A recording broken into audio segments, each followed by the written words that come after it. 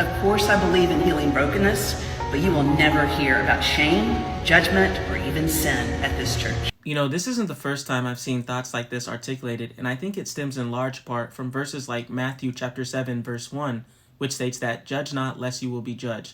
For the measuring stick you use to judge others will be the measuring stick used to judge you." But what people get wrong about this verse is that it's not advocating that people turn off their critical thought and tolerate everything, but rather it's warning people about the dangers of hypocrisy. Simply put, this means that if you take it upon yourself to place judgment and correct others, those will also apply to you. But this is not the same as saying that people don't have the right to judge or call out things that are wrong. We know this because in John chapter 7, verse 24, Jesus says, "Do not judge by appearances, but judge with right judgment," which presupposes that there's a right way for Christians to judge. And this right way includes casting judgment in order to build someone up, rather than tearing them down. But if this wasn't enough for you, let's look at what would happen if Christians did not have the right to make judgments. For reference, moral judgments are commonly understood as evaluations of actions, intentions, or character as either right or wrong in virtue of a set of moral principles. In simple terms, this means, do Christians have the right to call out what is right and what is wrong? If Christians did not have the right to do this, then they would have no grounds by which to call something immoral,